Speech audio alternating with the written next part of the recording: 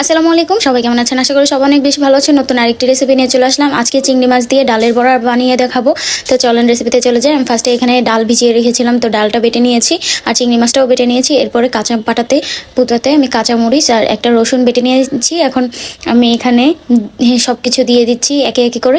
প্রথমে দিয়ে দিচ্ছি ডাল বাটা, চিংড়ি মাছ বাটা, এরপরে রসুন আর কাঁচামরিচ বেটে রেখেছিলাম ওইটা দিয়ে দিচ্ছি পরিমাণ মতো হলুদ, মরিচের গুঁড়া, ধনিয়া গুঁড়া, এরপর জিরার গুঁড়া, আর ভালোভাবে একদম মিক্স করে নিচ্ছি। স্বাদ মতো লবণও দিয়েছি।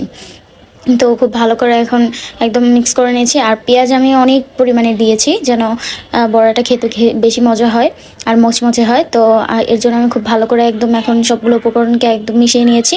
দেখতে পাচ্ছেন মিক্সচারটা কেমন হয়েছে দেখতে, খুবই পাতলা হয়েছে। তারপরে সমস্যা নেই, তেল দিয়ে ভালো করে ভেজে নিলেই বেশিক্ষণ অনেক বেশি মচমচে হয়ে যাবে। তো আমি একে একে করে কড়াইতে তেল দিয়ে দিয়েছি আগেই গরম করে। তো এখন আমি একে একে করে বড়াগুলো ভেজে নিচ্ছি। দেখতে পাচ্ছেন আমি একে একে করে বড়াগুলো দিয়ে দিচ্ছি কড়াইয়ের মধ্যে। বড়াগুলো প্যানের মধ্যে দিয়ে দিয়েছি। আমি একদম মিডিয়াম টু লো আছে এটাকে ভেজে নিব। তো আমি ঢাকনা দিয়ে দিয়েছি যেন ভেতরটাও খুব ভালো করে সিদ্ধ হয়, যেহেতু চিংড়ি মাছটা কাঁচা। তো এখন আমি এক পিঠটা হয়ে গেছে বড়াটা, ঢাকনাটা উঠিয়ে আমি উল্টিয়ে দিচ্ছি সবগুলো বড়া। দেখতে পাচ্ছেন কতটা লাল করে আমি এক পিঠ ভেজে নিয়েছি। এখন সেমভাবে আমি এই পাটটাও, উপরের পাটটাও ভেজে নিব। তো আমি উল্টিয়ে দিচ্ছি বড়াগুলো সবগুলো, আর একটু চেপে চেপে দিচ্ছি।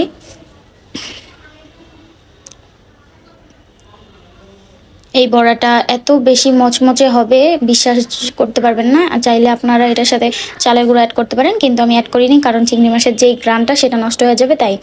তো আমি কিন্তু অল্প তেলেই এগুলোকে ভেজে নিয়েছি। আর আমি বড়া সবসময় অল্প তেলেই ভাজি, বেশি তেল আমার পছন্দ না। তাই যাই হোক, আপনারা যদি ডুবো তেলে ভাজতে চান ডুবো তেলেও ভাজতে পারবেন, কোনো সমস্যা নেই।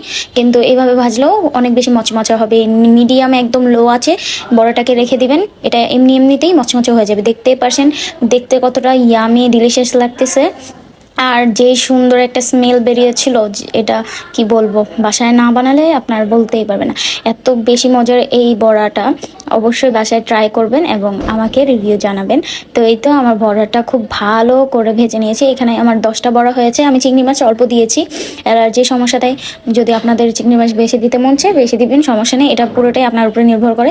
তো আমি বড়াগুলো ভাজিয়া হয়ে গেছে, আমি একে একে করে উঠিয়ে নিচ্ছি।